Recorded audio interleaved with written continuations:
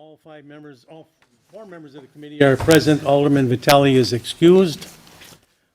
We have one item for discussion this evening. It's a resolution to request a variance review of the U-Haul at 800 South and 924 South, 108th Street. Mr. Scherer, I'll ask you to give us a little presentation. Thank you, Alderman Leslie. My name is Steve Scherer, Manager of Planning and Zoning. With us tonight is the U-Haul, the whole team of Rick Donner, Randall, Heather, Steve, Erica. But I'll let them introduce themselves in a bit. I'm just going to give a brief overview. The U-Haul proposal was before the Board of Appeals in 2021. Board of Appeals had denied that. There was a zoning change that took place in early 2021 that converted the properties, not only U-Haul properties, but the corridor of Highway 100 coming into the city from industrial to commercial. And with that, and consistent with our comprehensive plan and our Highway 100 corridor plan, it essentially made the U-Haul property legal non-conforming. U-Haul around the same time purchased the property north of them, which is commonly referred to as the home buyer's outlet or hobo property at 800 South 108th, it's a 6-acre parcel. So U-Haul owns those two properties at 924 and 800 South 108th, and they'd like to redevelop that property for another U-Haul facility. We'll get into the basics of the planned improvements in a bit. But basically, they're seeking council support for this variance. And if not for this variance, then their plans to make improvements to the hobo site can't go forward. So real basic is that this is a discretionary decision. We're going to show some plans this evening. You're not acting on the plans. It's purely just about the use variance itself. They've submitted a statement, and that their attorney will get into in a bit. But basically, if they were to, if they plan to demolish their existing retail facility and then build a new self-storage facility on the 924 property, and then on the 800 property, the hobo site, they would relocate their retail and rental facility to that location, as well as some indoor warehousing and storage, and there'd be outdoor staging and so on. So this is just sort of the overview. This is the 924 property.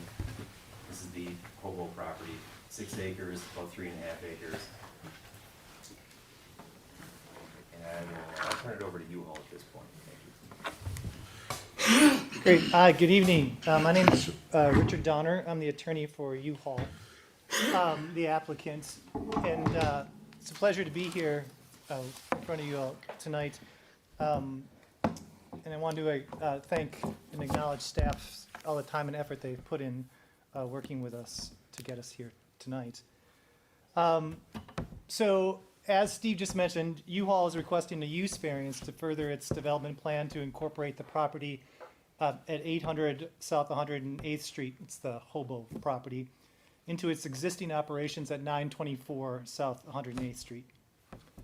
U-Haul is a long-standing taxpayer and corporate citizen in West Allis. It's got a track record of providing a clean, safe, and convenient retail experience to the West Allis community. It has served the community in its rental and self-storage facility at 924 South 108th Street since 1983. They've owned the property since 1980, so more than 40 years they've been part of this community. On March 18th, 2020, U-Haul purchased the hobo property, which is located immediately to the north of the existing facility. As part of the development plan to incorporate the hobo property into its business operations and further its investment in the West Allis community, U-Haul worked collaboratively with staff on a plan to upgrade both properties, as shown on the preliminary elevations and site plan that were submitted with the application and that we'll be going over shortly.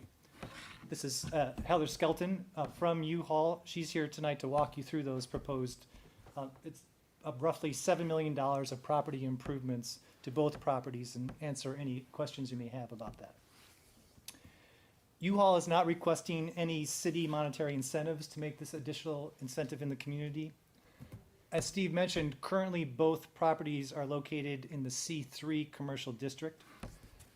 As U-Haul's operations at their facility predate the city's rezoning of portions of the Highway 100 corridor from M1 to C3, U-Haul currently operates its rental and storage business as a legal non-conforming use. In furtherance of its development plan, U-Haul is seeking a use variance to allow for uses consistent with its longstanding operations in West Allis. So it's essentially trying to expand into the Hobo property while doing the business it's been doing for 4 decades. U-Haul's incorporation of the long vacant Hobo building into its operations will put millions of dollars back into the local community through employee salaries, taxes, and other services. Its development proposal is consistent with multiple aspects of the city's Highway 100 corridor plan, including enabling the reuse and rehabilitation of a long vacant building, initiating further investment in the community with the construction of new facilities, and updating the exterior of the properties, enhancing the look and feel of a vital city corridor.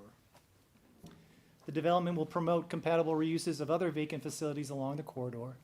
It will enhance the immediate neighborhood and encourage other retail and commercial uses in the surrounding area. The requested variance in furtherance of the proposed development is consistent with the historic use of the properties and with the activity along the adjacent streets and surrounding commercial uses. As you know, buildings with visible deferred maintenance and properties that are vacant tend to attract crime and other problems. Both the public safety and the welfare will be secured by eliminating a highly visible vacancy along a vital city corridor. Granting the variance will allow the reuse and rehabilitation of an existing commercial structure while addressing several years of deferred maintenance. The development will promote compatible reuses and other vacant buildings along the corridor and encourage other commercial uses in the surrounding areas while furthering the city's planning goals. And as Steve mentioned, this is the first step in the development process. If the variance is granted by the council, U-Haul would then have to apply for its site plan, landscaping, design review, and be before the plan commission and the council again.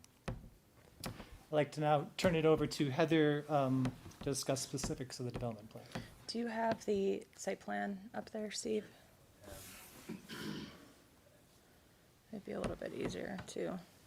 So our current operations are on the south end of this facility. We're looking at deconstructing the existing building and then building a multi-story where Steve is hovering over there. The current operations would then directly move to the north into the Hobo building. So we would put our, but on the south end, would put our retail showroom in there, and then we would actually retrofit the inside to be more interior climate control self-storage. Working in the site, a lot of our equipment sharing is parked in the front of the facility, of the existing facility. So we're proposing moving most of that to the rear of the parcel. As you can see, it's on the east side of the parcel there, and then adding a few more of the outside mini buildings that currently exist on the our current parcel.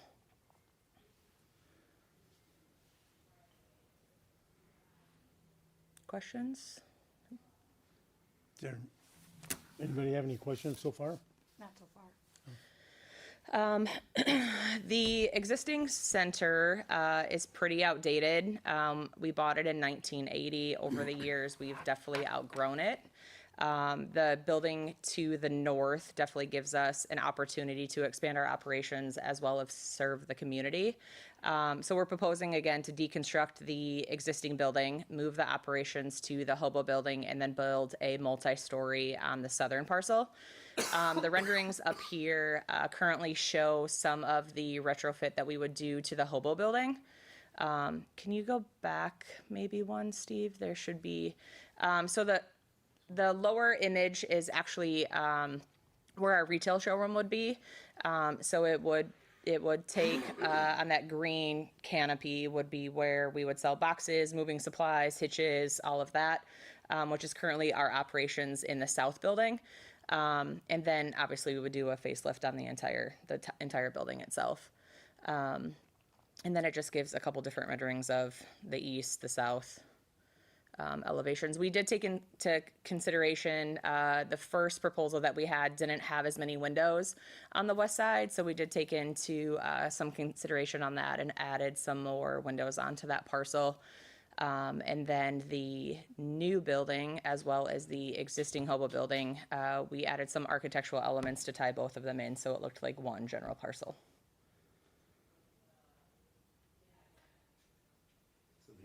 before council this evening is, there is a resolution that's on the agenda. And it basically is, so the site is, both of these sites are zoned C3. C3 does not allow self-storage, it does not allow rental of trucks, trailers, warehousing, those types of principal uses are just not allowed in C3, in the C3 zoning district. So council, in its discretion, needs to evaluate if this is something you want to proceed with. Approval of the variance would then allow U-Haul to come back and go through the normal permitting and site design review process before planning commission. If council wanted this to become a conditional use, you could certainly impose those types of conditions. Or the alternate, if deny this use variance, then there are other reasonable uses within the C3 district that could be, could happen at this site. I guess it's just a question of if those would be conducted by, developed by U-Haul or someone else. But C3 does have a number of different allowed uses within that zoning district. The 6 Points area, for instance, is largely C3, so we know what that holds for us, in terms of the context of apartments, shops, restaurants, event spaces, all those types of things are allowed within the C3 district, and similar. But that being said, that is what's before council this evening. If there's any other clarifications that you need from U-Haul or staff. Is that the end of your presentation then? It's kind of, I could speak about it all day if you have any questions that you would like more information on. I mean, that's Okay, just like, but you're from- yeah, I mean, okay, that's just good. the, correct. Alderman Keane? How many new employees would this bring? I would probably say 10. And then is the variance under consideration that it's both addresses, so if the hobo wasn't approved for the variance, but the existing U-Haul, would there still be development work? Or is it kind of an all for nothing? Well, if there's no variance, the operations at the existing facility would remain a legal non-conforming use. Right. We're There just wouldn't be any new development, I meant that like we'd be to, prohibited from new development, from expanding the legal non-conforming use. you could approve a variance at one address and not the other, right? I think that's a question for our Yeah, here he comes. city attorney. So what Attorney Donner is saying is basically as a non-conforming use, law does not allow you to expand your use or even invest more than 50% of the value of your building to do any work there. It's intended to eventually run its course and eliminate the use over a long period of time. By granting a variance, that would remove that concept and it would be a lawful use. Improvements would be unrestricted both in their intensity and their financial investment. Thank you. Mr. Chair.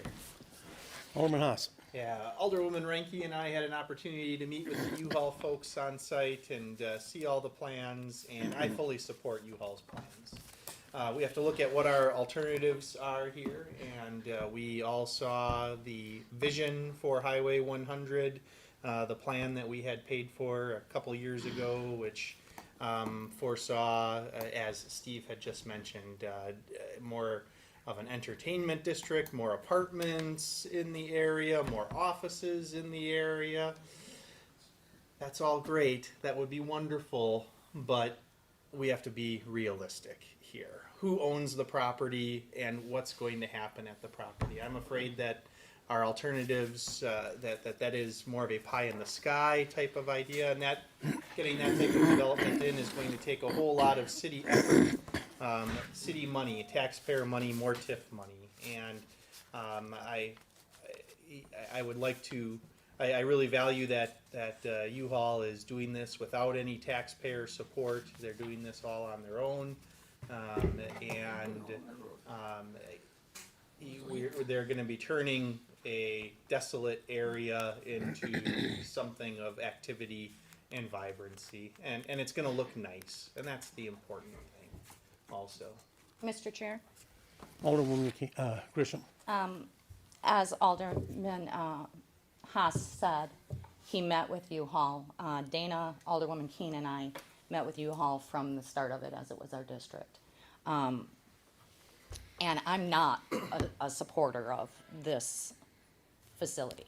And being some of the reasons that Kevin listed may not be realistic at this juncture, but it's not to say that it's not realistic. And I'll give an example to my colleagues at looking at the farmer's market area.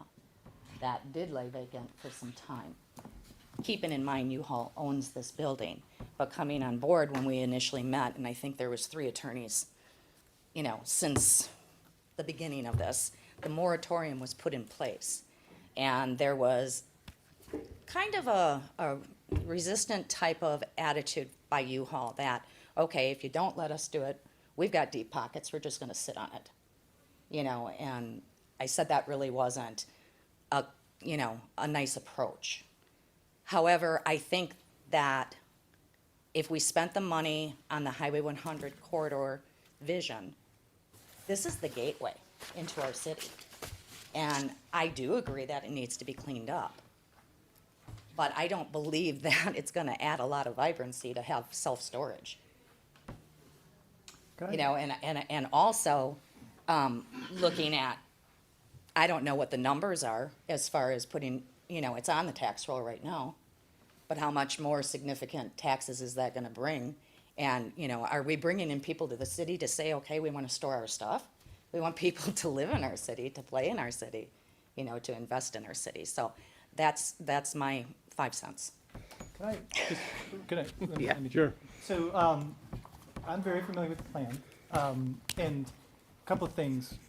One, you look at these opportunity zones that are identified in this plan. They do include this site, the Hobo site in particular, but they also include sites to the north.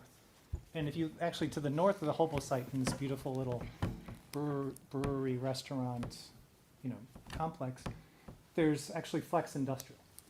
So, I mean, you know, there should be some flexibility within this plan that if you could have your restaurant to the north, which is more towards the gateway to the community than the Hobo building is. And so developing the Hobo building, which is vacant right now, needs a new roof, it's dilapidated. You know, expanding an existing use that employs people, that brings retail, you know, it's a retail service that brings people along the corridor, seems to me, you know, that will be something that will be a further investment and generate more retail in that space. And it can be, that vision, if it could be realized by whoever owns those properties to the north of the Hobo site, you know, that are listed in this plan, you know, it could be located there. So approving this doesn't foreclose the ideas and the goals of this plan. That's, I guess, my point. Are you guys going to do extensive remodeling on the Hobo building to make it look Yes. Attractive. So I want to kind of address your concern. So I've been with U-Haul for 20 years. I was not present for the 3 years that all of that transpired. So I'm trying to come in with a fresh start.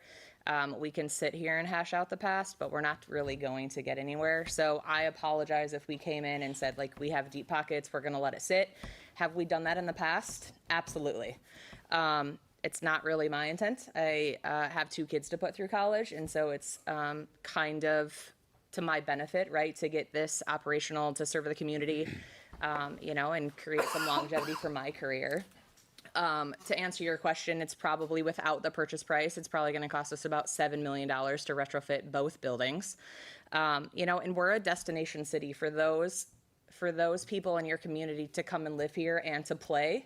They have to get here, you know, so we're a destination location. We serve the community, right? They have to use our services to move in. And we're tapped out on space. The storage that we currently operate is completely full. We're busting at the seams. We can't put any more trucks there to serve the community. So I think that, you know, with us cleaning up this corridor, it will allow you guys also your vision to, you know, allow us to be that first stepping stone to invest the $7 million and let everyone else follow, you know. So again, I apologize if we came in like that from, you know, the get-go, but I can't speak to that. I wasn't here. This is the plan that I'm trying to promote. This is what I can put my word on that we're going to do. And it's 100% better than what we have now.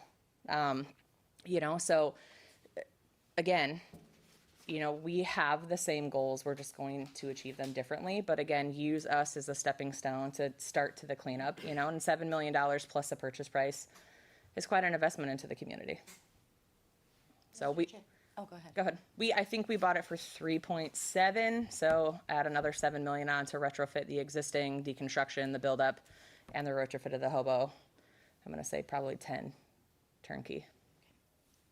Alderwoman Grisham? Circling back to the original property, now you said you're going to have 10 new employees here? Correct. Okay. What are the productions, or what is the functions of the prior site gonna be? How many employees are gonna remain there?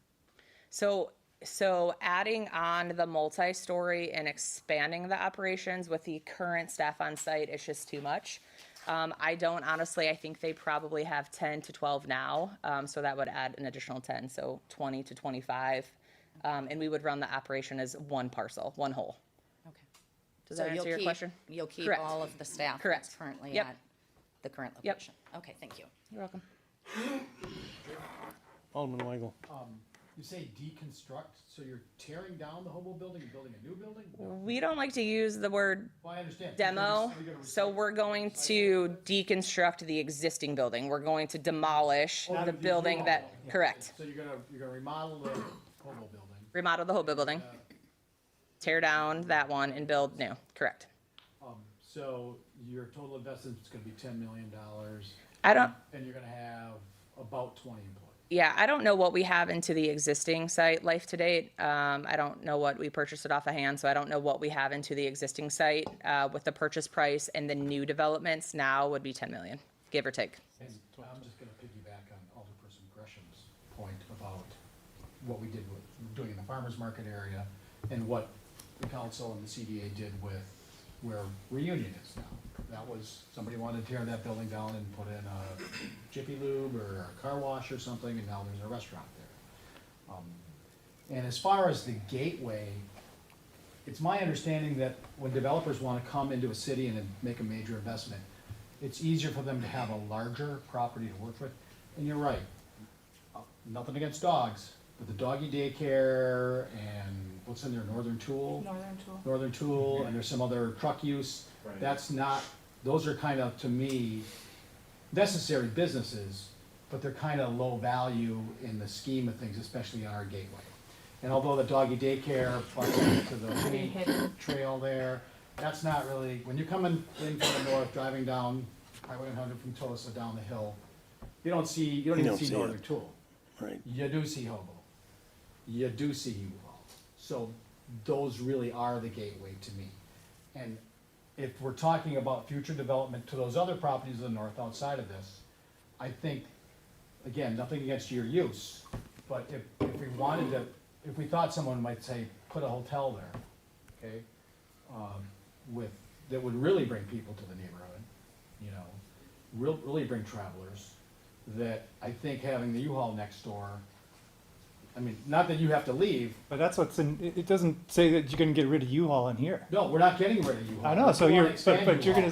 gonna, But expanding the U-Haul into that big property where the. but you were saying no one's gonna come if you build it next to a U-Haul, but this plan says build it next to a U-Haul. Well, I think that plan was accepting that U-Haul was there already. Well, it is though, it's been there Yes, 40 years. And no one's asking you to leave. No one's asking you to leave, no one's telling you to leave. We'd actually wish you would, you know, reinvest in your property and make it look nicer. I guess, I'm not sure, I haven't been there lately, I did get a trailer hitch put on there years ago, I'm very glad you were here. But honestly, the services that you supply are really very portable services. By definition, I think all of your customers have vehicles, or they rent a vehicle, or Uber to get the U-Haul truck or something. Or stop it and drop their dog off to get, you know, doggy daycare, or stop at the gas station to buy a Monster, or order a pizza, or stop at, you know, multiple businesses. I mean, we're part of the community. We're trying to invest more into the community. And you can certainly invest all you want in the building you bought, it's just that we're not sure that we That's want. not, what did the city attorney just say? Well, but not for that use. Hey, don't get so Yes. combative like that. Well, Not for hold on, that hold use. on, hold on. We can invest as much as we want, and I thought the city attorney just. Anybody who wants to speak, address the chair first. Yes. If, you can invest whatever you want in the properties that you own. We're just trying to determine what that use is gonna be. Mr. Chair. Alderman Turner. I've had some experience with that area over there, and one of the I was kind of on the fence too. But one of the things you mentioned too, that you're going to improve the property. We're not going to have like a bunch of boxes. Am I correct? There's going to be glass. There's going to be windows. There's going to be an area where we're going to get the place is going to be better. 100%. I'm on I agree your with side you. here. I'm on Yeah. your side here. I want to make sure that that's what's happening. If that's happening, because that area has been kind of bad for a long time, and we've had a lot of opportunity to get it fixed, and we haven't done it. This is the opportunity for us to take care of something, make it look good, and there is a need for people because we have people moving all the time, and we need services like yours in order to to do that. So I'm like my friend over here, I'm for this, and I think it's something that we need. And if someone here knows something's going to happen in the next 2 years, it's going to be better, for 5 years. We've got 4 minutes left. We have another meeting at 6:30.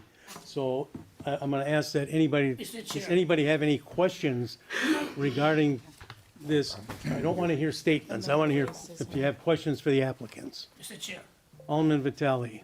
yeah, I have a question, just gonna last 2 minutes, not 10 minutes. You know, what really have been occurring, you know, within our community, you know, back then, you know, years ago, we're so strong about manufacturing, but today is not the case anymore. So to me, when you have a reliable client, really, come with. What's the question? You're making a statement. My question is, what's wrong with you all when somebody is investing money within the community? I'm asking for questions for the applicants. But Can you're I make asking one that question comment? of us. That's what I'm talking about, investing $10 million or more and created 20-some jobs. I mean, a restaurant can come and go just as well, but this company's been around a long time. Do you have another statement? Do you like to- Real quick, so just to go back to like redeveloping the site, just on more of like a timeline, weather depending, we believe we can do some improvements to Hobo still this season, based on how everything transpires. If we were to deconstruct and build a new building, that would take place in spring 22 or 24 by the time we get permitted plans, the building ordered, the building's 16 to 18 weeks out. So we believe that we still have time based on the weather to start improvements on the Hobo building if everything transpires in our favor still this year, and then deconstruct and build in the spring of 2024. Okay, good. If there's no further questions for the applicants, Mayor? Can I make a 30-second statement? Question for the applicants? If you have a statement, we're going to take statements at the Economic Development Okay. meeting at recess. Sounds good. This is for the applicants to present their case to us. That's all. Okay? That's all I have. There's no further questions, then we are, I apologize if I was being combative, that was not my intent, but the point from the city attorney was that it's a non-conforming use, so we're restricted by how much we can invest. we are, is there a motion? to Motion adjourn? to adjourn. You're not on the committee. Oh, yeah. Oh, that's right. Thank you. We're tied on that one. Favor? Aye. Opposed? Carried. I kept thinking we were in the committee of the whole. That's next. Right?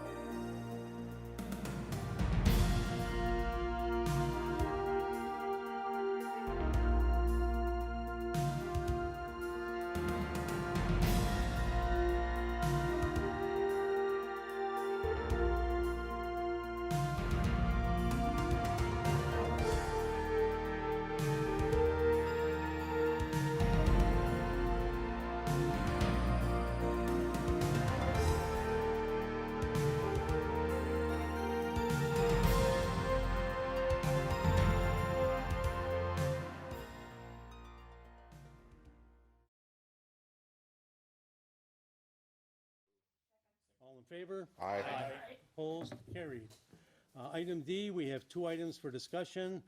First item is discussion regarding potential creation of a joint health department with the city of Greenfield. Item 3 is discussion regarding adding Quad Med healthcare option and creation of additional city employee health plans. For those two agenda items, the committee may convene in closed session pursuant to the provisions of section 19.85, parent 1, parent E, of the state statutes for the purpose of deliberating or negotiating the investing of public funds whenever competitive or bargaining reasons require a closed session. The committee may reconvene in open session after completion of the closed session to consider the balance of its agenda. Is there a motion to go into closed session? So moved. Second. Alderman Vitale. Aye. Alderman Road. Aye. Alderwoman Grisham. Aye. Alderwoman Reinke. Aye. Alderman Haas. Aye. Alderwoman Keane. Aye. Alderman Turner. Aye. Alderman Stefanski. Aye. Alderman Weigel. Aye. And the chair votes aye. We are now going into closed session.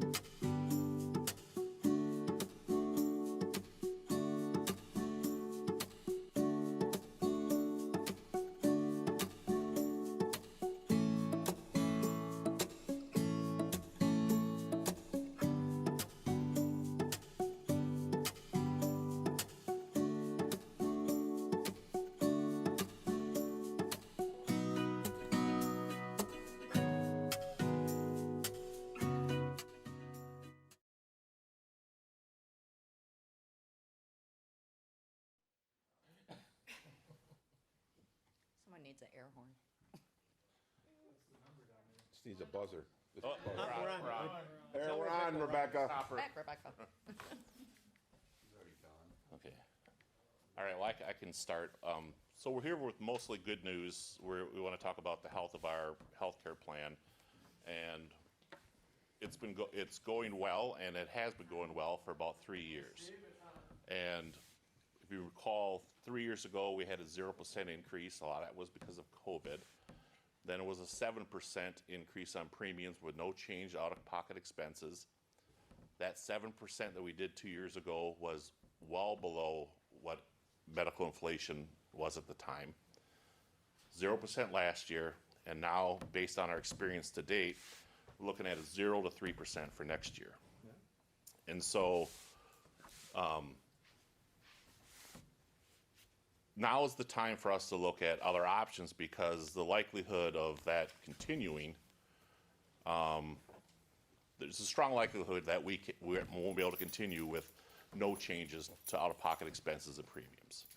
So there's some things we can put in place now that would provide options, and the first of which is to look at partnering with QuadMed, a clinic. It would not be an on-site clinic, but it would be a near on-site clinic. It'd be out at Highway 100 and is it the old Tracker out there.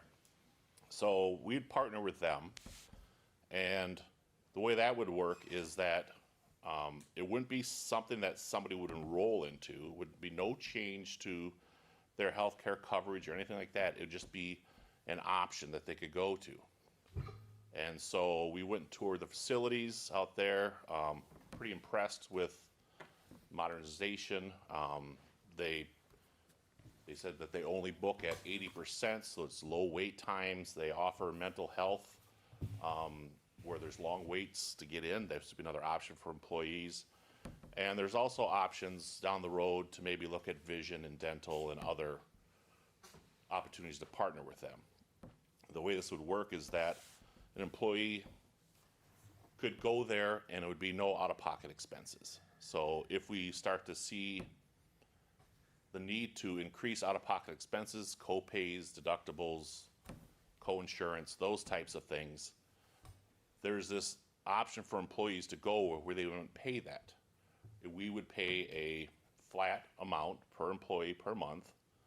And like we said before, it's kind of like that car wash concept where if employees use that more than what their cost would have been against our claims, then we're kind of money ahead because it's kind of prepaid set amount. If they use it less, then there's some risk to that. So you need to incentivize it. So one of the big incentives is that it would be no cost. You wouldn't have, they have urgent care, so you don't pay that $50. The clinic visit, you don't pay that $25. You don't have your co-insurance, any co-pays to that. You see an MD, they're in the Epic system, so that means all your medical records. One visit could be at QuadMed, your next visit, because maybe you couldn't get in with your primary care provider, could be back there. All your medical records are there. They provide, like I said, mental health services people would have access to. So it's an option for employees where if we need to increase costs and those costs are out-of-pocket expenses, here's kind of where people could go. You know, we're not requiring people to go there. They could choose to go there. And we're hoping that if they go there, they'll continue to go there, because as they go there, that's arrangement where we don't experience them over here in our claims. And so that's an option that we could put in place now when we don't expect to have big increases to out-of-pocket expenses, that it's not something people enroll into, it's an option. The more they use it, the better it is for us.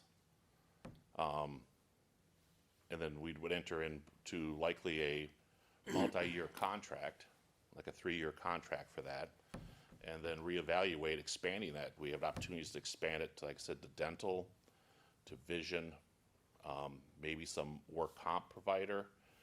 We spent a lot of money on pre-employment screenings that maybe could be done there. And you know, whatever we may be doing with the DPW building, there might be an opportunities down in the future to maybe have an on-site location where it'd be very convenient for people. They have more than just one location. That is their main location. They have some other satellite locations that employees could use.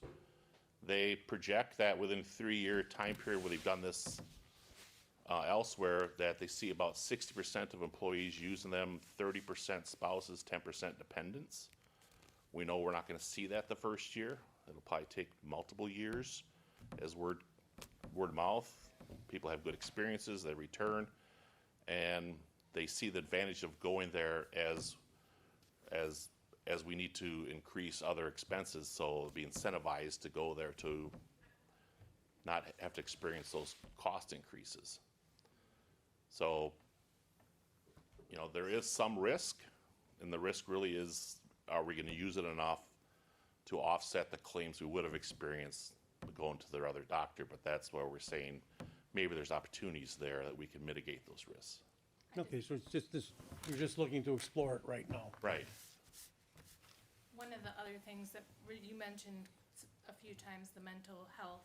A lot of times right now, there's a lot of dependents that are going through mental health issues and they can't get in to see anyone for months, weeks and months, and so this would offer an ability to get them in earlier. Right now, what they have to do is take them to the emergency room or to Rogers, so it's not even, it's the amount of visits, but it's also the type of visits. You know, having inpatient hospital stay versus Yeah. a visit, there's a big cost differential there, so.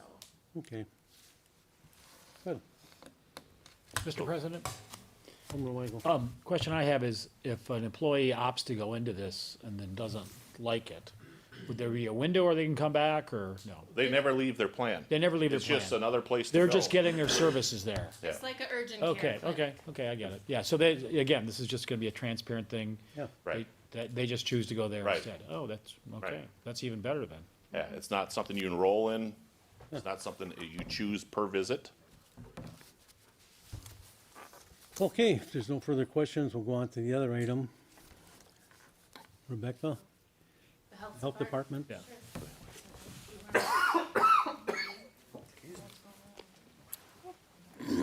I'm pretty sure I don't have COVID. I don't Got my test Everybody's kits. throwing masks at Kevin. I left them in the other. Allergies, pocket. allergies. Back door's open, but. So, was it last meeting that contract was approved with the city of Greenfield? The service agreement, yep. This is service agreement. We were approached, well, Bob was approached by the city of Greenfield regarding filling in because they have no health officer and they have limited staffing there. So, they were interested in, well, they need to have a health officer, so they were interested in partnering with us. But they also wanted to have larger conversations about creation of a joint health department going forward. And so, given the directions we've had before from the council about collaborative services and things like that, we were looking at finding out if there's an interest from the council before we completely move forward on that. I don't know if you have any more insight.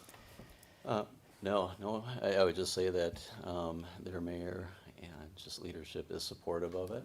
And so I'm in pretty routine contact primarily with their human resources director, who's serving as liaison on behalf of their mayor. But even as of yesterday, they did ask for us to have a follow-up meeting with them because they too, do want to continue exploring some form of a merger, consolidation, or joint.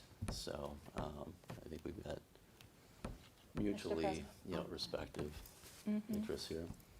Alderwoman Grisham. Couple questions. How does that impact our residents in our community when you have a joint venture going on with the health department? Well, at least in theory, it won't, because the current staff that we have now within the West Health Department are exclusively providing services. I should say that we are providing a little bit of support to Greenfield residents right now, without having to reschedule or abandon, appointments at this point.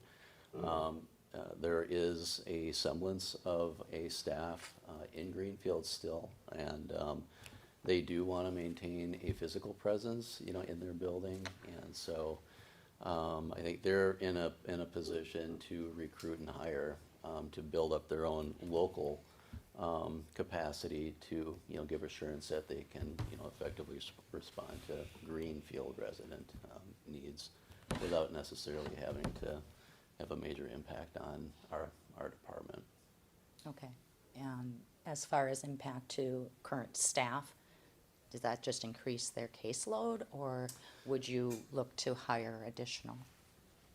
So again, they are gonna do their best to recruit and hire personnel to support Greenfield needs. And so I think that's part of the challenge, is just continuing to advise they go down that path.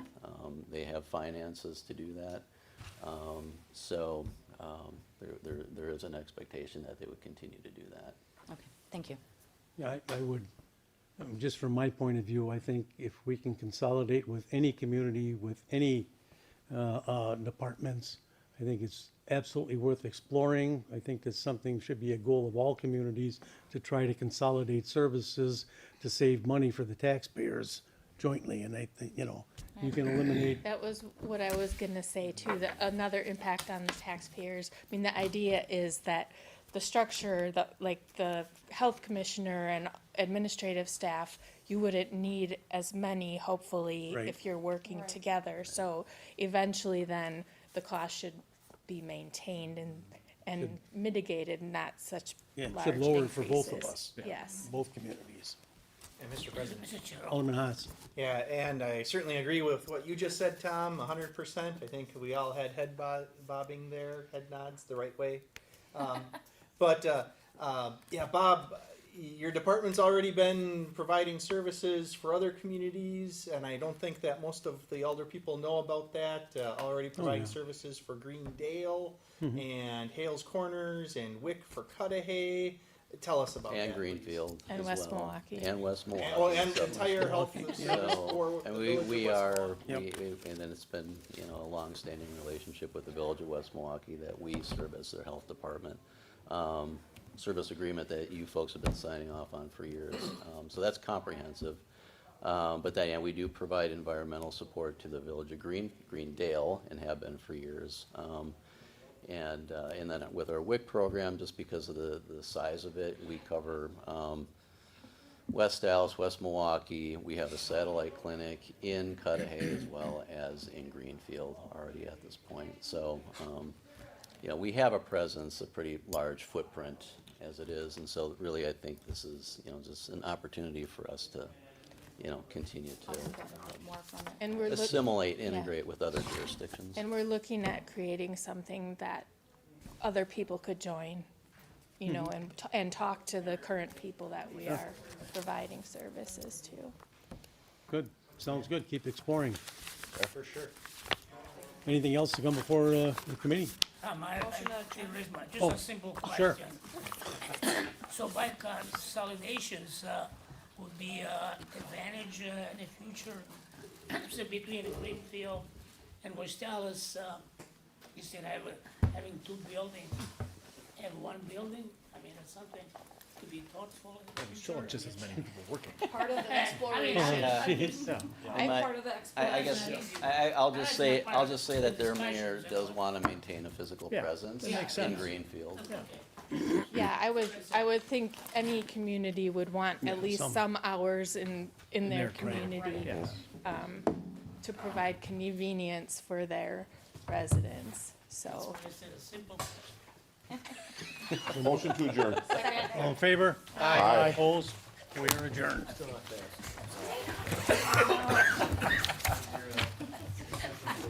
Thank you. Sorry.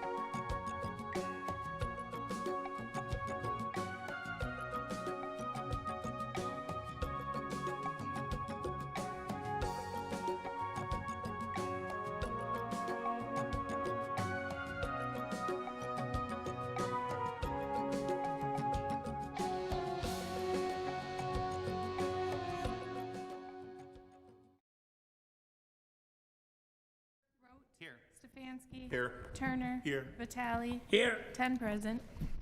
We have a quorum. Please rise if you are able and join us in the Pledge of Allegiance, which will be led this evening by Alderman Weigel.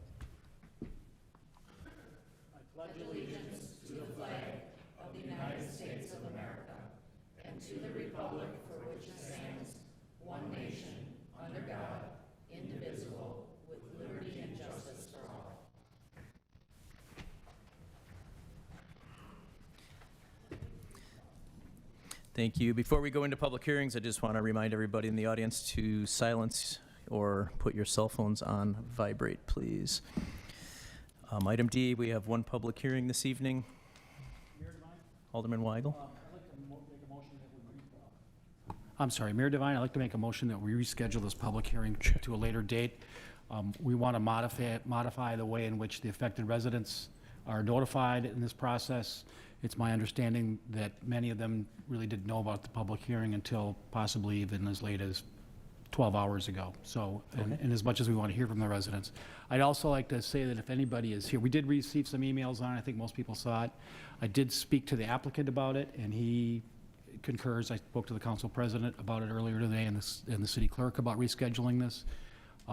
I would also like to ask anybody who is here today to speak on this topic that your comments will be welcome during the citizen participation, which will be coming up shortly. So sorry for any inconvenience, but I think we're going to modify the way we notify residents on these kinds of variance hearings. So, thank you. You need a second? Thank you. Yes. Second. All right, all in favor? Aye. Any opposed? All right, the public hearing is held. Then we will move on to item E. Citizen participation. This is when the council may receive information from members of the public during this 30-minute period. Each speaker must announce to the council his or her name and address, sign in at the podium, and limit their comments to one statement of no more than 5 minutes. The council cannot take action on topics raised by the speakers nor engage with them because the topics raised have not been properly put on the agenda, and we cannot discuss the topics with the speakers. So is there anybody that wishes to address the council under citizen participation this evening? Please come up to the microphone and then press the button with the little person. Thank you, Kale.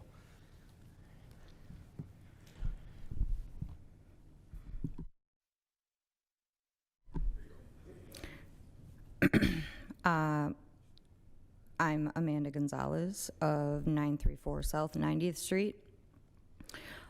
That's my grandpa, Doug. His picture and his urn, that's all that I have. So 23 days ago, he died in a fatal car crash in the intersection of Highway 100 and Cleveland.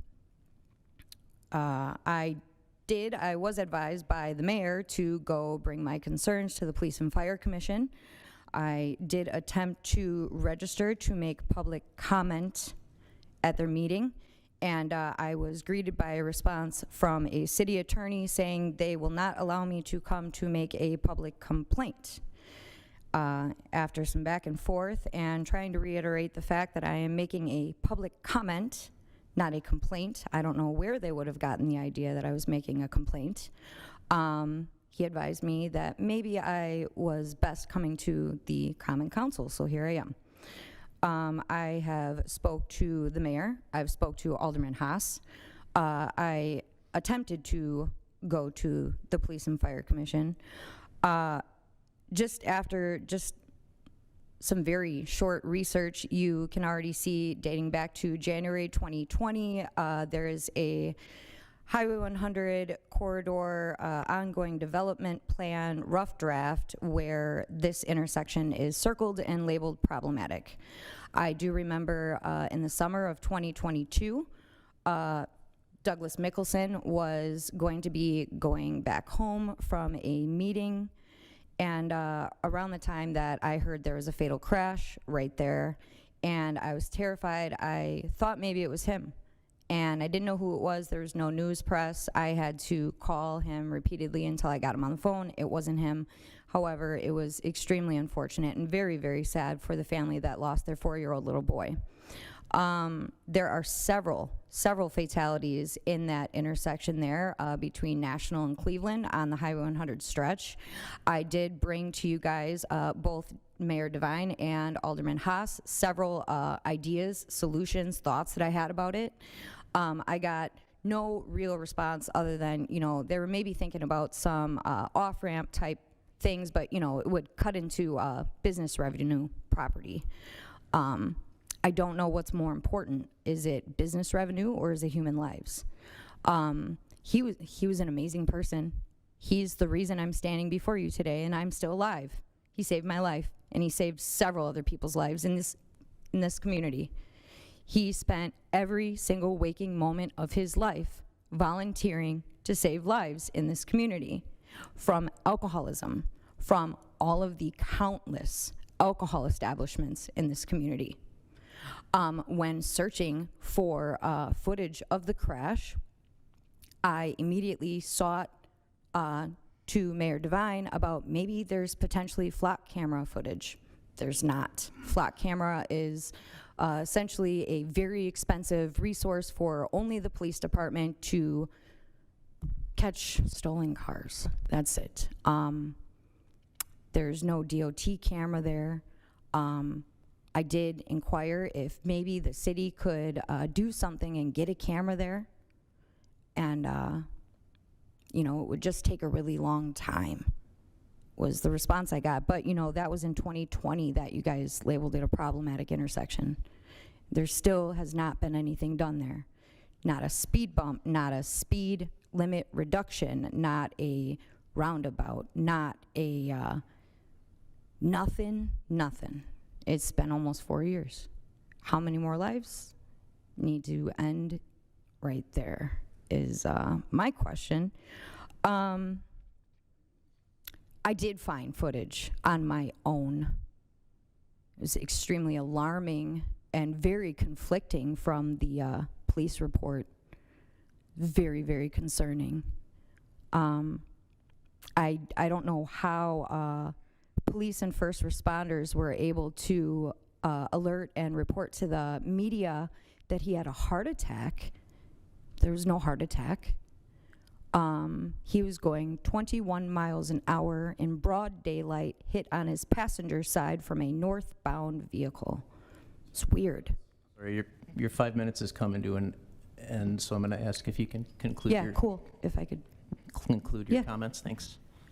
It's the whole thing is just messed up, but what I really want you to think about is what is more important, business revenue, property, or human lives, Mayor Devine. With that, I'm done. Is there anybody else that wishes to address the council under citizen participation this evening?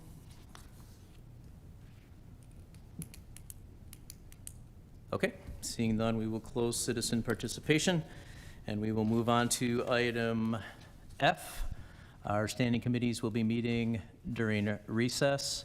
Those room numbers are listed on the bottom of page 1. They, if you are here for a license or a permit or something along those lines, please take a look at those room numbers, and if you need to know what room you should be in during recess, please ask us when we break for recess. Moving on to item item G is the mayor's report. Just two quick things. One is that Thursday evening is our final summer concert series at Veterans Park from 5 o'clock until 8 o'clock. There is the name of the band is going to escape me now, but they're good. Milwaukee Blues Rock Collective, that's it. And then I just also wanted to mention that September 15th was the beginning of Hispanic Heritage Month, which celebrates all the investments and contributions of our Hispanic community in the city of West Allis. So I want to just remind everybody, and we are celebrating that through October 15th, and that half-month approach was taken because there are several Latin American countries that celebrate their Independence Days between September 15th and October 15th. So that does conclude the mayor's report this evening. Do we have any reports from the alderpersons? Mr. Mayor, I know it's not the, Alderman at this point, Vitale. by the Alderman's report, but I'm just wondering if I can follow through, then I need to be, you can say stop. So the questions that is on 67 and National. So to me, from what I heard tonight, to hold the public hearing, I mean, I felt like, 35 years I've been an alderman in that district, not being aware at all. Alderman here just as well. Do we know about it? You know anything about it? On National Avenue, on 67, the new development. Yeah. You know about it? To hold it tonight, have no public hearing? You know about Oh, it? are you talking about the public hearing? Yes. Oh, I wasn't following you, I'm sorry. Yeah. Yeah, that was the noise variance, yeah. Yeah, so the question is, being an alderman, I should have been aware, because I knew we were supposed to have a public hearing. And all of a sudden it was shut down. For many reasons, because not being aware about it. So what's the purpose? I mean, just like a dumb, really, I'm standing here and I hear we're gonna hold the public hearing without knowing facts. We're gonna hold it. To me, it's very appropriate, Mayor, to really follow through in that respect. I mean, if there are discussions privately, I believe the alderman from the district, both of us, should have been invited. I mean, all of a sudden I hear, no public hearing tonight, I'm gonna hold it. I mean, what are we talking about here? Really, in all fairness? To me, it's an inappropriate, totally inappropriate. Got it, thank you. Mr. Mayor, Alderman Weigel. if I could, I'm sorry, Alderman Vitale, that's entirely my fault. This issue came up very quickly over the weekend. I heard from a resident there, a relative, about not knowing about the hearing, and it was a matter of some phone calls today, and it's 100% my fault. I neglected to reach out to you on this, and I'm sorry. Mayor Devine? Alderman Lysick. Just to add a little more clarification, the issue that we had is the public hearing notice is sent to the property owners, which in this case happens to be owners of the apartment buildings. The residents of the apartment buildings were not individually notified. Now, the property owner should have notified the residents of the buildings, but they failed to do that. So in fairness to the residents, I give them an opportunity to speak.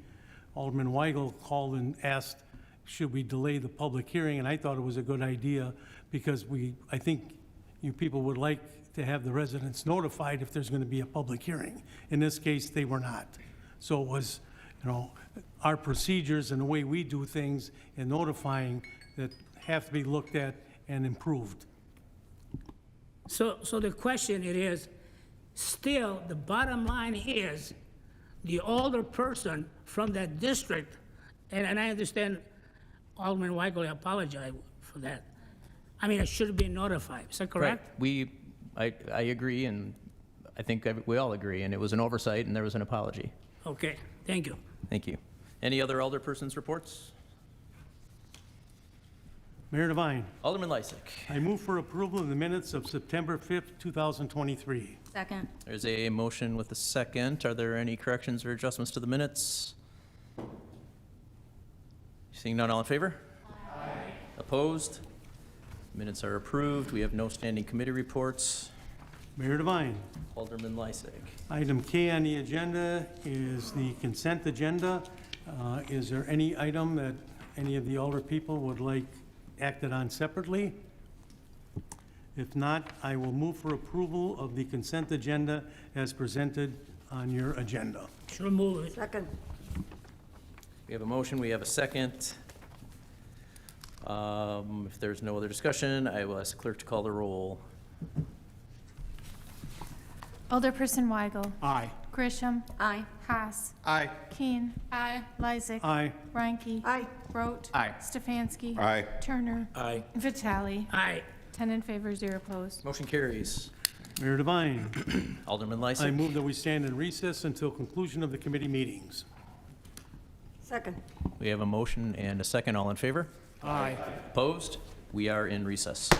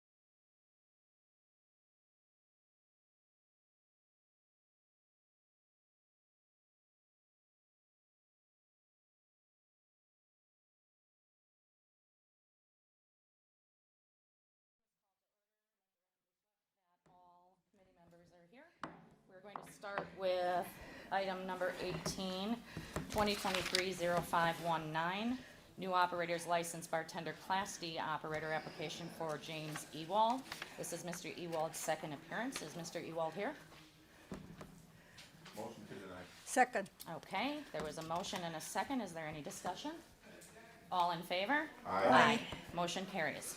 Item 19, 2023-0541, renewal operator's license bartender Class D operator application for Janet Welch, which is Miss Welch's second appearance. Is Miss Welch here? Is there a motion? Motion to deny. Second. Okay, motion and a second. Any discussion? All in favor? Aye. Aye, motion carries. Both of these are for non-appearance. Okay. Would be non-appearance in record? Yeah. Okay, I just was letting Rebecca know that was the reason. all right, I forgot to say that when I. exactly. When I did the motion. So, both are for non-appearance in record. Okay, item 20, 2023-0544, new operator's license bartender Class D operator application for Nicole Burke. Second appearance. Is Ms. Burke here? Yes, here. Please come forward, please. Okay. Find you, Ms. Burke. We brought to the Public Safety Committee, because typically there's indication on your report that there's something on your record in which we review. So is there something that you'd like to bring forward to the committee?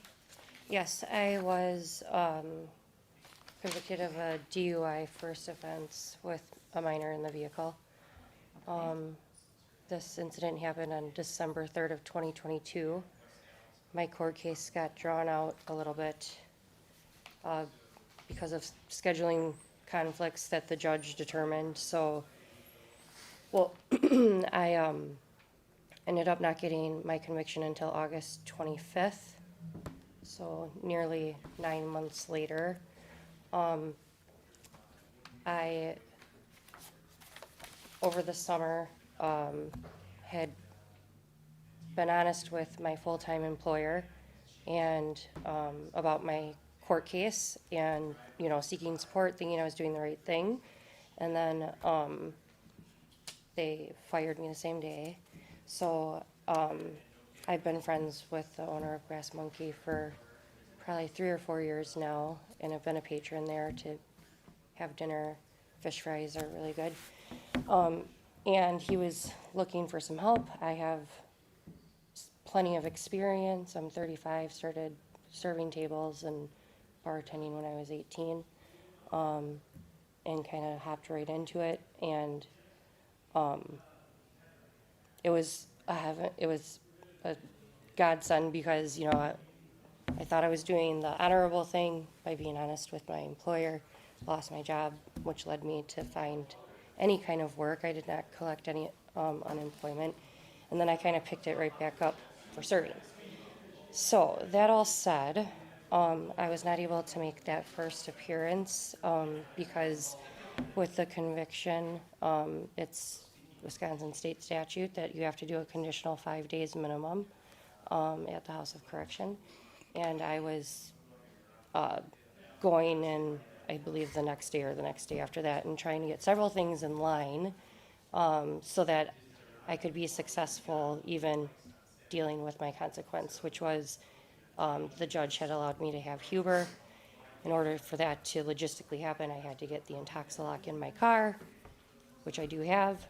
I had to prove to the state that I traded in my last vehicle because it was still registered in my name. That was a whole ordeal. I had to get my occupational driver's license because of the revocation. Before I was even sentenced, I already had the license for 6 months. Then that expired, got my regular one back, had to go back to the DMV, prove that I had done all of these steps with the Intoxilock and everything. So it was just a very busy time, but I wanted to approach that, my serving time while still being employed and taking care of my family. Thankfully, I got all those things in a row and ended up being on just an ankle monitor for 7 days because I did elect to forego 12 months of probation, which resulted in an additional 5 days, but with good time, I had spent one night at the facility and then was out on the monitor. This whole thing has really awoken me. I understand serving alcohol, considering my mistake, could be very hard or challenging or, even questionably appropriate. But I have a very nice letter from the owner of Brass Monkey. I have the court order that originally, had I gone with the 12 months of probation rather than extending my time in custody, the judge did explicitly say it's okay for me to serve alcohol at my job. And then I also have taken a big reflection, and if anything, all of this has made me even a more safer person, obviously more responsible. I take full accountability for everything. But without working for 2 months and just picking up this job, thankfully to make ends meet, it would be helped to kind of get things back in order for me. I have since also found full-time work again. I work in education as an administrative assistant. I was at New Berlin West for 9 years, so that was really hard when they didn't take any of that or my good reputation into consideration. But now I'm working at Longfellow Middle School in Wauwatosa. And I'm a single mom, 2 beautiful kids who deserve nothing but me to protect them, and I'm reflecting on that. So, that all said, I was looking at the rules of competent evidence. I don't know if, what I brought today suffices. I understand it's not been a year since I was in custody. However, it's been nearly 10 months, 9.5 months since the incident happened. I've changed a lot of things. And being able to help out Brass Monkey would be very, very good for my financial situation and just for, in general, my family and stuff like that. Thank you, Ms. Burke. I personally really appreciate you being so forthcoming. And for me, my vote, looking at rehabilitation, it looks to be that you not only took initiative prior to realizing your mistake, but you also have abided by what the courts have ordered. We can't expect a whole lot more from that, in my opinion. However, looking at your record, this was the only time that it looks to be that you've ever ever gotten in trouble. I don't have anything else on my record. And I've obviously have not had any new offenses since that incident happened. Furthermore, I've, because of I don't think I have a problem with drinking. I've even done an alcohol and drug assessment. The result of that was it is legally mandatory for them to say I need to do some sort of treatment, but I got the least of that, which is 2 to 3 months just talking to a counselor for a bi-weekly meeting or something like that. And then I also had started seeing a counselor while I was waiting for my sentencing, because it was very stressful not knowing what was going to happen, what the judge was going to decide. The fact of even having to go to a facility like that when I am trying to just be a successful woman and mother. Well, I appreciate that. And my other question was going to be if you have to maintain sobriety. That was not part of any of the... So legally, I do not have to maintain sobriety all the time, but I do have an Intoxilock. I drive myself to and from work. It, at this point, feels kind of rewarding, to be able to work at a facility like that and not have a temptation or, if a customer offers anything, I've gotten my textbook really, a good, straightforward, but kind response, to say no to, if that ever occurs, which it doesn't really happen that often. But I'm not on probation, so I don't have to be absolutely sober by legally, but I have that nice buffer of the Intoxilock in my car. Okay, well, thank you so much. Mhm. At this time, I'll open it up to any other committee member if they have any questions. Are there any questions? Madam Chair, Go ahead, Alderwoman Ranky. are you currently working part-time or full-time? So I'm working now because by the grace of God, I got, another lovely job working full-time at middle school. And then I'm just working part-time. I'm cutting back hours because that's more of my career, where Brass Monkey is a wonderful place, but I'm working just like maybe 2 shifts a week, 1 shift a week at most. And it's usually like a lunch day shift And how and do then a you get one to dinner work? service. What's that? How do you get to work? I drive myself in the vehicle that has a breathalyzer installed into it that I need to breathe in to start. Wow, Yep. you're suspended. Yes, and then I was able to go to the DMV and they issued me an occupational license, which allows me to drive just during certain times of the day for purposes of work, church, my children. I see. Mhm.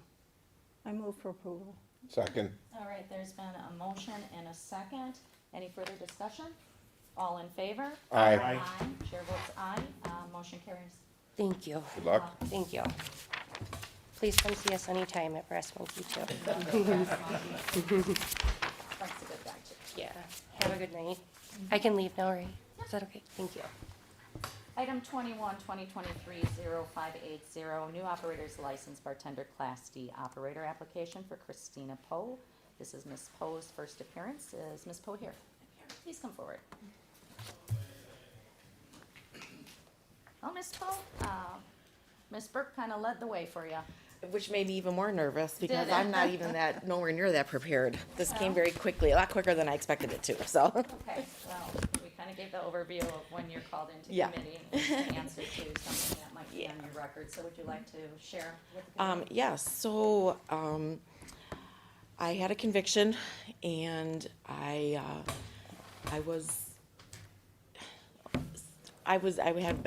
a drug problem for a few years. And so I ended up doing some things that are not great. Got in trouble for it and went through a whole process. I actually have been sober for over 3 years now. But I ended up having to serve time at HOC. I was there in Huber for 2 months, 60 days, and then I was on house arrest for 60 days. In that time, I kept my regular daytime job.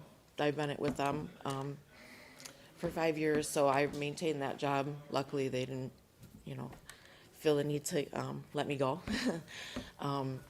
But I have fallen behind on some bills and, everyday kind of stuff like that. So I was hoping to go back to bartending. I was a bartender for over 20 years before, never had any problems. Held a license in Milwaukee, Menominee Falls, Greenfield. And so I always said I wasn't gonna do it anymore, but the opportunity has come to me that a friend of mine that owns a bar is looking for some help. I am currently on probation. So I did finally get to speak with my probation officer today, finally. I am required, there's a clause in my probation that any fiduciary responsibility, I have to let my employer know. So, potential employer, he does know. I did give him notice in writing. He did write a letter to my probation officer letting her know that he's aware of that clause for my probation. I've been on probation now, I think it technically started in August, so it's been a year. I haven't had any other new convictions or anything. This is really the first time I've ever been in big trouble, so it's been a lot. Okay. Well, thank you for sharing and also the work you're doing to remain drug-free. One question, where will you be working? I'm sorry? Where will you? Oh, be working? Shepherd's on Schlinger. Okay, Shepherd's. All right, and will this just be part-time? Oh, yeah, I work full-time. And how long is your probation? So it was for 3 years. It is my understanding that after half of that time, that we can petition the court to have it ended early, and that is the plan because I haven't had any issues on probation, so. So you've had no violations Nope. on probation No. otherwise? And Are you currently, do you drive? I don't really drive, no. I don't like it. It makes me nervous. All right. I have no further questions. Do any of the other committee members have Madam Chair, questions? how did you get here Go ahead. tonight? My son drove me. Okay, thank you. What do you do full-time? Oh, I work at a metal fabrication place. So I work in the office mostly. But I do some project management, so I am able to get out on the floor and learn some of that stuff. So this would be part-time? Yes, yeah. Okay, and I did have one more question. Part of that probation, is there a restriction on drinking? Oh, yes. Okay, Yeah. so that maintains throughout? Correct. Okay. All right, I don't have any further questions. Is there any, motion? I'll motion to approve. Okay, there's a motion. Is there a second? I second. Okay, any further discussion? There's a motion and a second. All in favor? Aye. Aye. Motion carries. Thank you. Good luck. Thank you. Okay, you're okay.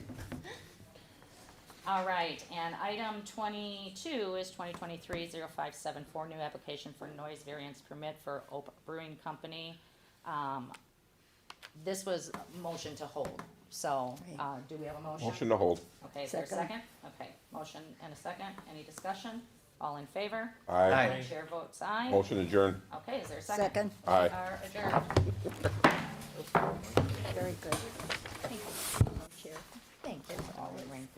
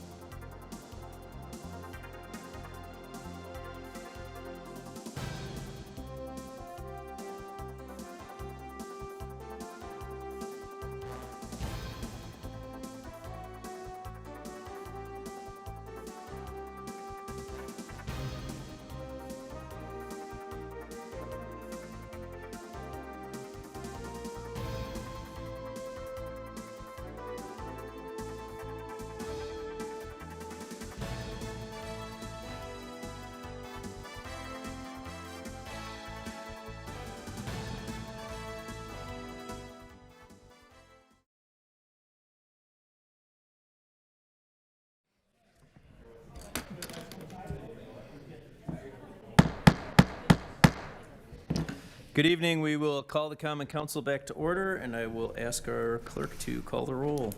Alderperson Weigel. Here. Grisham. Here. Haas. Here. Keen. Here. Lysick. Here. Ranky. Here. Rote. Here. Stefanski. Here. Turner. Here. Vitale. Here. 10 present. We have a quorum. We will start with the Economic Development Committee. I believe we're reading out 17 separately. So the Economic Development Committee granted item number 16. Mayor Devine, I move for adoption of the committee report on that item. Thank you. Is there any discussion?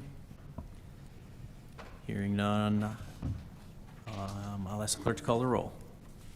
Alderperson Weigel. Grisham. Aye. Haas. Aye. Keen. Aye. Lysick. Aye. Ranky. Aye. Rote. Aye. Stefanski. Aye. Turner. Vitale. Aye. 10 in favor, 0 opposed. Motion carries. Mayor Devine, item 17 is a resolution to request variance review for U-Haul at 800 South and 924 South 108th Street. And the committee recommended approval by a 3-2 vote. And I want to make sure the committee understands that this would grant the variance, this resolution. Mr. Mayor, so if you read the resolution, it says basically the council would take the authority back to decide the variance on another date. The council's already heard all the information it's going to hear, and so there's not really a legally meaningful distinction between what's on the resolution and actually granting this variance or denying this variance. So as Mr. Lysick said, you'll want to vote either in favor of granting it by saying yay, or no if you wish to deny the variance. Thank you, Attorney Decker. Any other discussion? I know there's been plenty. Mayor Devine? Alderperson Grisham. I just want to reiterate on record that as a representative of District 3, which it was, and now 5 due to the new boundaries, and the discussion with residents who are looking for something different in their community, and the fact that we had our moratorium to not allow self-storage, that I'm doing my due diligence with my vote this evening to represent those that live in the community and what they want to see. That's it. Thank you. Any other discussion? Hearing none, I will ask the clerk to call the roll. Alderperson Weigel. No. Grisham. No. Haas. Aye. Keen. No. Lysick. Aye. Ranky. Aye. Rote. Aye. Stefanski. Aye. Turner. Aye. 7 in favor, 3 opposed. Motion carries. Then we will move on to the public. No, you forgot minutes. Alderman Vitale. Oh, I'm sorry. That's okay. Motion still carries. Alderperson. You want to be heard, don't you? You want me to keep quiet, right? Alderperson Vitale. Aye. What did 7 in you? favor, 3 opposed. What did you do, Alderman Vitale? Your microphone doesn't work. You don't get to I vote. know, that's terrible, really. Sorry about that. Everyone's apologizing. Yeah, I just was focusing on if it would be a tie or not. That's all I was thinking. Okay, that does now officially conclude the Economic Development Committee, and we will go to the Public Safety Committee, and I will ask the clerk to read out that report. The Public Safety Committee recommended the following. Items 18 and 19 deny based on non-appearance in the police report, grant items 20 and 21, and hold item 22. Thank you. Mayor Devine, I move for approval of the Public Safety Committee report. Thank you. Is there any discussion? Hearing none, all in favor, please say aye. Aye. Any Aye. opposed? You get the vote there, Alderman Vitale. Mayor Devine, Motion carries. Alderman Lysick. I move that we adjourn until our next regularly scheduled meeting, October 3rd, Tuesday at 7 p.m. Second. All in favor of adjourning? Aye. Any opposed? We are adjourned.